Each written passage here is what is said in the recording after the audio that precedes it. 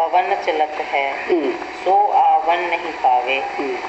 शुभ कर्म ले टेक टहलुआ दीपक ज्ञान जलावे। कहते देखो आपने दीप जलाया है भवन के अंदर, लेकिन दीपक की सुरक्षा का इंतजाम करो, क्योंकि माया की जोरदार आंधी आ रही है।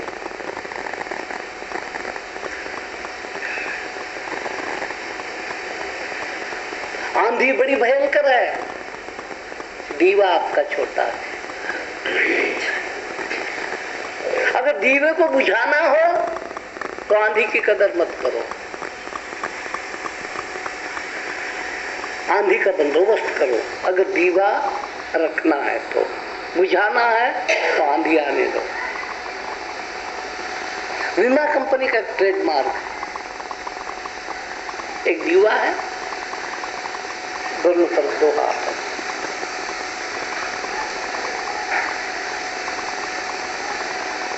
दीवा चलता रहे तो इधर की हवा है न इधर की हवा है, जो चलती है।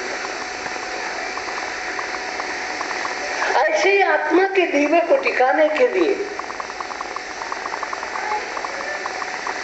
आड़ करनी पड़ती है। ये बुराइयां आंधी जैसी होती है, ये मंदा मंदा पवन नहीं है। अच्छाइयां मंद मंद पवन की भांति चलती है, दीवा नहीं बुझता। हवा भी मिलेगी और दीवा भी नहीं बुझेगी। ये है सद्गुण। सद्गुण जिसके पास होते हैं उसके आत्मा का दीवा नहीं बुझता।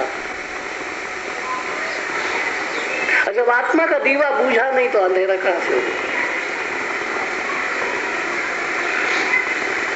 तो जो सुरक्षा नहीं करते अपने आत्मा की, उनका आत्मा दीपक बुझ जाता है। दीवा बुझा के अंधेरा हो गया।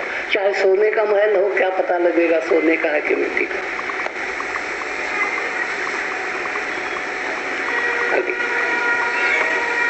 नित्य अनित्य विचार सार गहु को असार बगावे।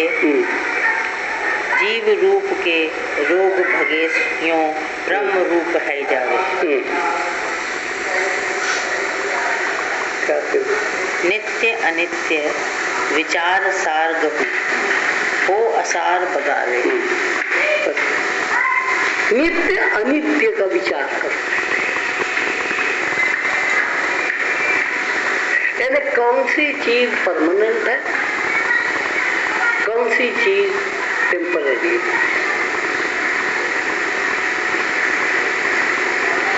इसके ऊपर विचार करो। जिसको टिकाने के लिए आप इतने पाप करते हो,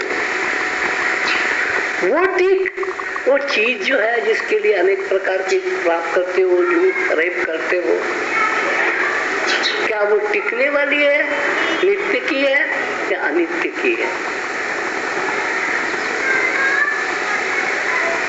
मेनका गांधी का बहुत अच्छा प्रोग्राम होता है,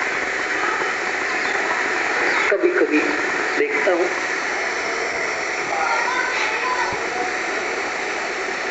काया को टिका सजाने के लिए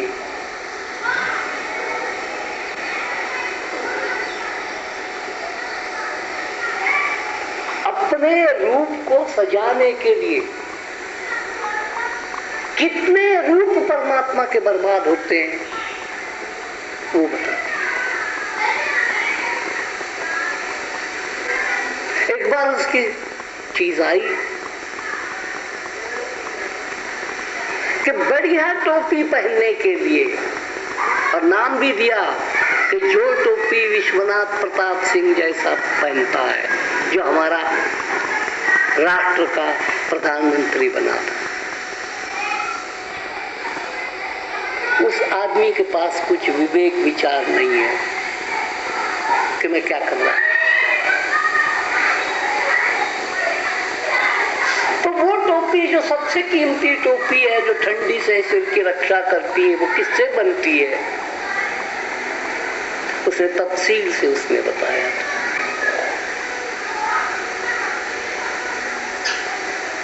वो भेड़ के बाहर की ऊन की नहीं बनती। वो भेड़ जब गर्भवती होती है तब उसके बच्चे के अंदर जो कोमल फोम होती है, तो उसके जन्म से पहले उस भेड़ के पेट में ही उसको मारने का इंतजाम होता है। नहीं तो फिर वो बाहर आने पर ऊन थोड़ी खुरदरी हो जाती, इतनी मुलायम नहीं रहती।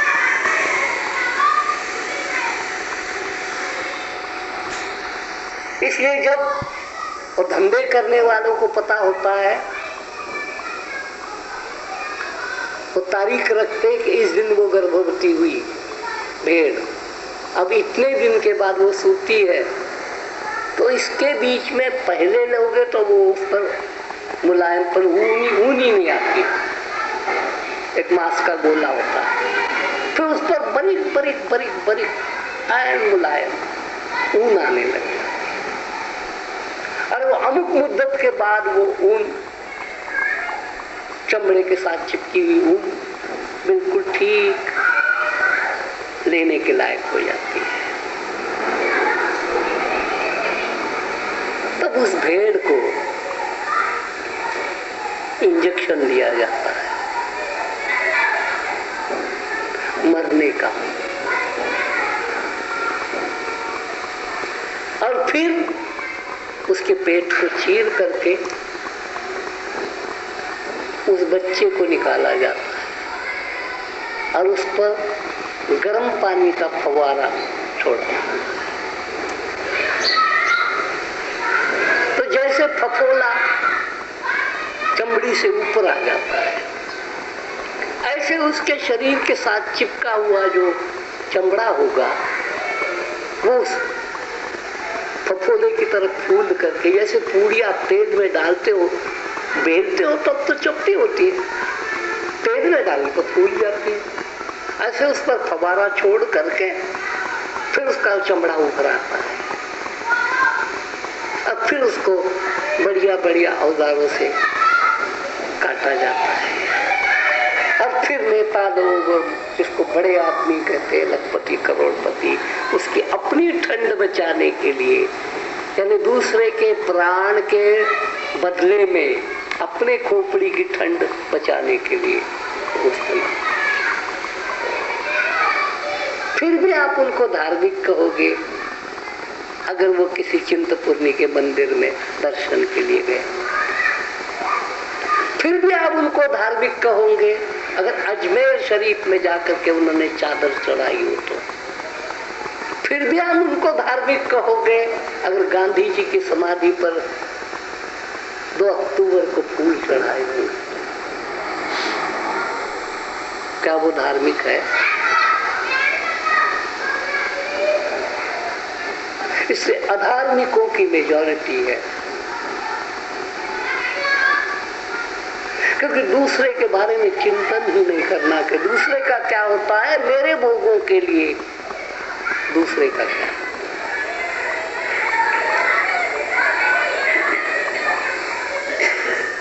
और आप फूल मालाएं लेकर के लाइन में खड़े हो जाओगे 3-3 घंटे, वो आ रहे हैं, आ रहे हैं, हमारे भाग्य खुल रहे हैं, वो आ रहे हैं। अगर आप उनके साथ होंगे तो आपकी यही कोशिश होगी कि फोटोग्राफर इधर उधर टेलीविजन वाले घूम रहे हैं तो अपनी बीच में मुंडी डाल करके पीपी सिंह के साथ कैसी हो जाए और मेरी फोटो भी टेलीविजन पर कैसी आए।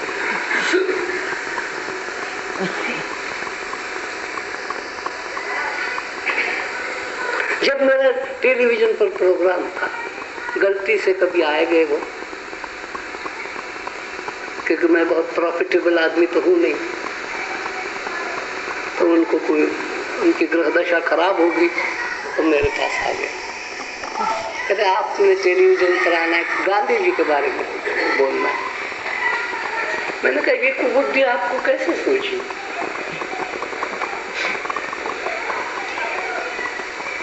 गांधी गांधी जी के बारे में बोलने के लिए कोई भ्रष्टाचारियों की कमी है?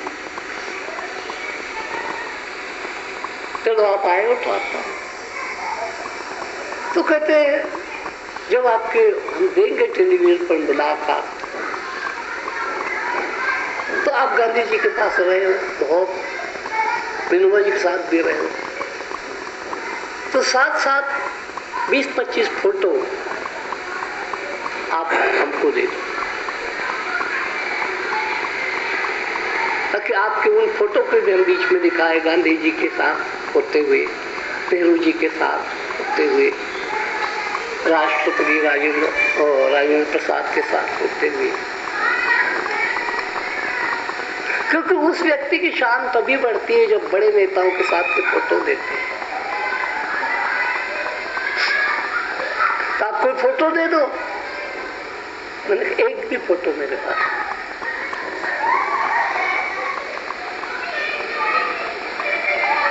क्योंकि मैंने उनका अपने स्वार्थ के लिए इस्तेमाल नहीं करना था, तो फोटो रखने की क्या जरूरत है। मेरे साथियों के पास बहुत फोटो है, अब भी जालंधर में 4 जगह फोटो है जो मेरी यात्रा में रहे। बख्शी गुलाम मोहम्मद के साथ का, नेहरू के साथ का, डॉक्टर राम रखा के घर है,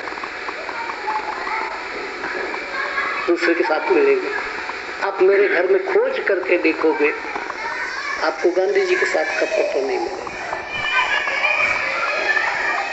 इसलिए लोग मेरे को कैसे समझेंगे कि गांधी जी के साथ ये रहे? कि कानूनी तौर पर सबूत चाहिए, और कानूनी तौर पर वो भी सबूत मांगेंगे कि हम कैसे कहेंगे कि तुम परमात्मा के साथ हो। परमात्मा के साथ की कोई फोटो दिखाओ।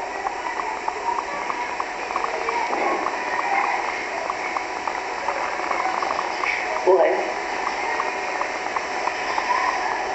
क्योंकि लुच्चे लफंगों के कैमरे में वो फोटो नहीं आ सकती।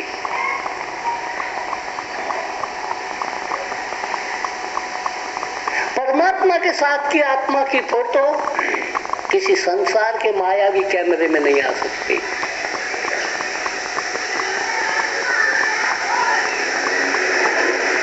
तो फोटो की छवि ही न्यारी होती है,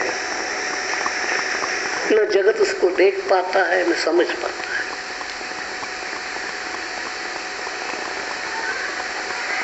अब सहजोबाई की कोई फोटो नहीं, ये पता नहीं कहां से वचन उसके रह गए। आगे, जीव रूप के रोग भगेयो, ब्रह्म रूप है जावे, सहजो बाई सुन होसावे, चरण दास बतलावे। देह रूप के, जीव रूप के रोग भगेयो, ब्रह्म रूप। अब ये जब हमने ईश्वर की औषधि खाई तो जीव रूप के रोग भगे।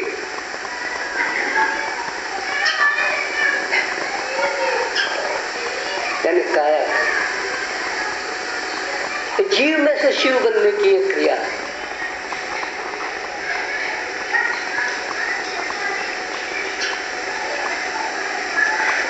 ये जो सीरियल आती है ओम नमः शिवाय,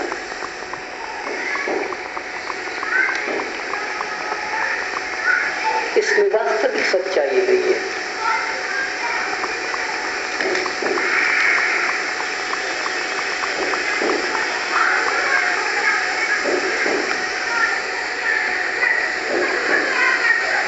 गहराई से मेरे जैसा तो सोचने वाला आदमी होगा, सत्य की खोज करने वाला आदमी होगा।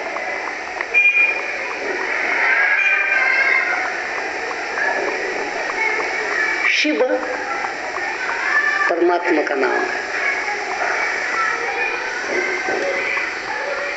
जीवों में शिव है। हमारी काया जीव है, और इसके बीच में जो आत्मा तत्व है शिव है, और शिव का कभी भी विवाह नहीं हो सकता।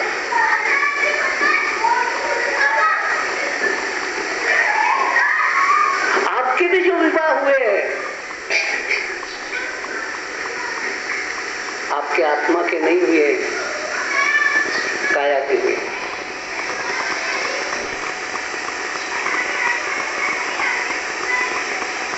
उषा महाजन की काया और उसके पति की काया का विवाह हुआ।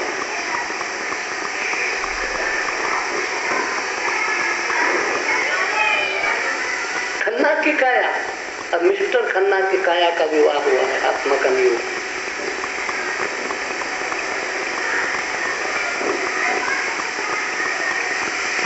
आत्मा चिर कुमार होती है और विवाह नहीं हुआ इसलिए अमर है। आत्मा अमर क्यों है? क्योंकि विवाह नहीं हुआ।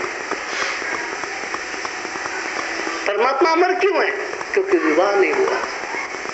विवाह सिर्फ मरने वाले के होते हैं। स्त्री की काया मरने वाली, पुरुष की काया मरने वाली, दोनों का विवाह हो जाएगा क्योंकि उनका दोनों का धर्म मरना है।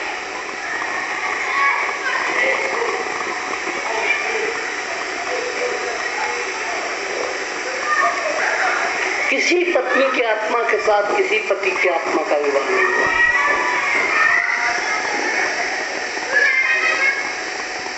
विवाह देह संबंध है, आत्म संबंध नहीं है। मेरे को एक सच्चाई महाराष्ट्र के निमंत्रण में दिखाई देती है। जब इनका इनविटेशन जाता है शादी का,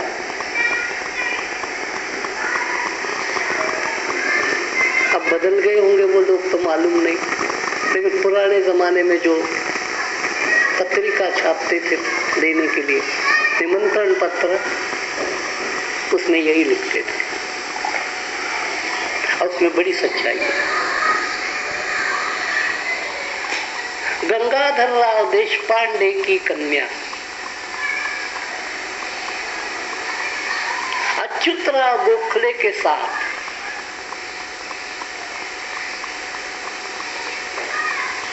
इनके शरीर संबंध का मुहूर्त फलानी तारीख को फलानी तिथि को इतने बजे से हो। शरीर संबंध लिखते थे।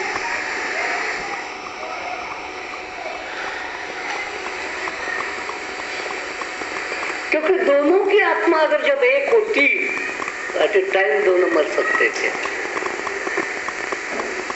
एट ए टाइम पति पत्नी क्यों नहीं मरते? क्योंकि आत्मा एक नहीं है।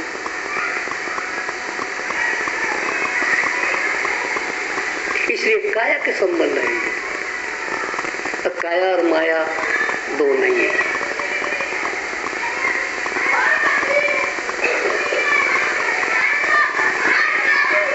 इसलिए काया के मरने पर भी आत्मा रहती है।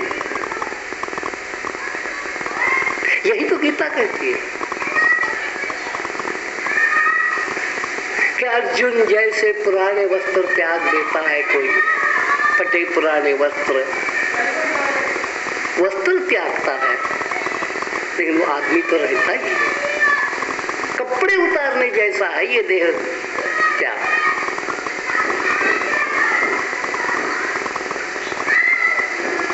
इसलिए जिसकी भी शादी होती है वो देह संबंध की एडजस्टमेंट, उसका आत्मा पे कोई लेना। आत्मा निर्लेप है। जो निर्लेप है वो काम वासना में कैसे फंसेगा? गुस्सा आत्मा को आता है कि काया को आता है? लोभ काया में आता है कि आत्मा में आता है? मोह काया में आता है, मान अपमान काया में आता है कि आत्मा में आता है?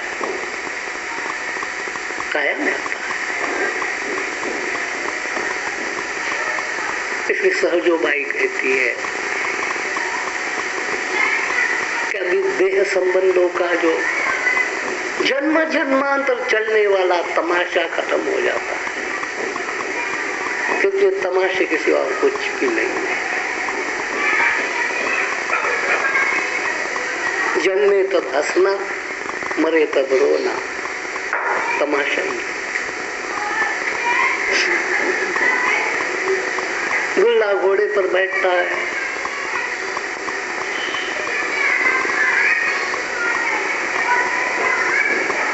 करता है, नकली राजा बनता है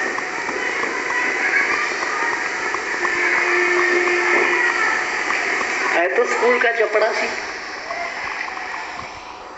लेकिन थोड़ी देर के लिए उसको लगता है मैं राजा ही बन गया।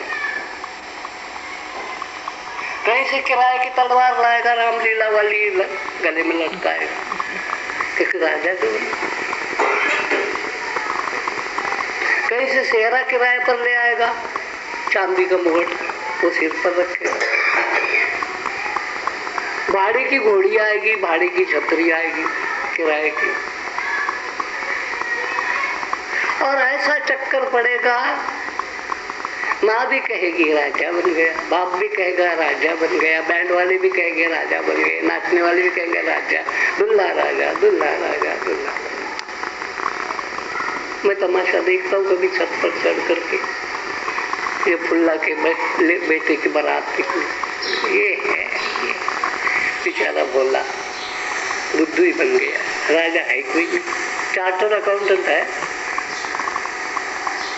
लेकिन लगता है आज इसको भी लगता है राजा है, सबको भी लगता है राजा। यही तो माया का तमाशा है। और मैंने कितने जवाई ऐसे देखे हैं कि उस समय तो क्या कहना उनका स्वागत का, इधर जीजा जी इधर बैठो, इधर बैठो, इधर बैठो,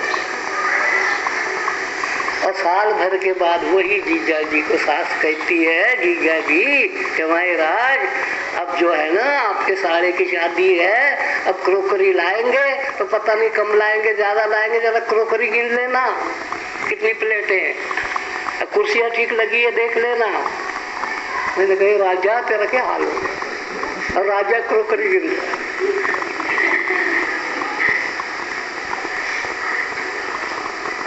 तो संसार के ऐसे तमाशे, झूठे राजी झूठी रानी। तो क्या असली राजा भी है, असली रानी भी है असली राजा, असली रानी भी है, लेकिन वो देह संबंध नहीं है। असली राजा परमात्मा है, असली रानी आत्मा है। और इन राजा रानी का जो विवाह होता है उसका देह संबंध के साथ कोई लेना नहीं, इसको आत्म संबंध कहते हैं। और इस संसार में जो आदमी श्रेष्ठ आदमी पैदा होता है उसका सारा लक्ष्य ये होता है कि ये मेरे काया के मंडप में एक दुल्हन है, इसको मैंने सजाए रखना है सद्गुणों से,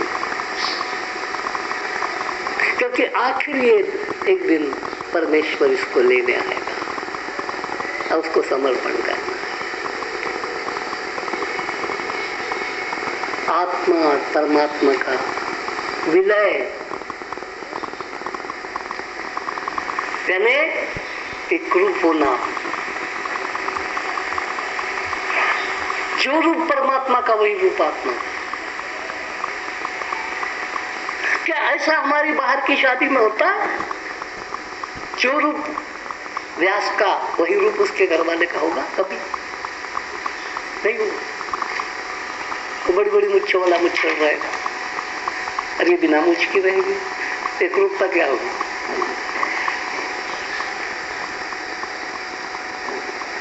अब असली विवाह को कहते हैं एक रूपता, फिर पहचाना ही नहीं जाएगा कि कौन दुल्हन है कौन दुल्हा है, इसको एक रूपता कहते हैं। तो अच्छा खासा शिव जी बेचारा बैठा था एकांत में लीन, और देवताओं ने इसको ठग लिया। देखा बोला शुरू कर रहे,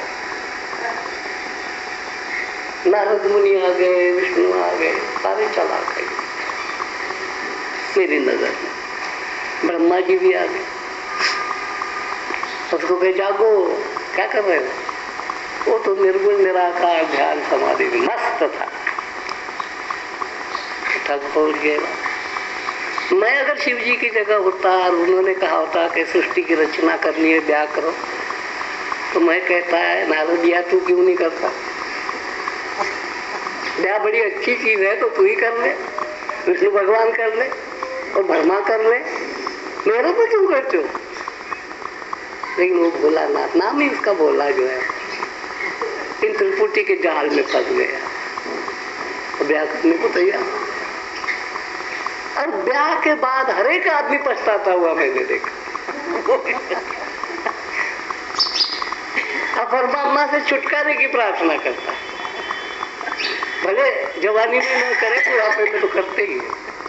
छुटकारा पाइए गृहस्थी से तो अच्छा, गृहस्थी से तो अच्छा। तो भोलेनाथ इसके लिए छुटकारा पाने का बाद में उपद्रव करना, तो पहले फंसे ही क्यों तो छुटकारा दिया। एक बहन जी मेरे को मिलने आई,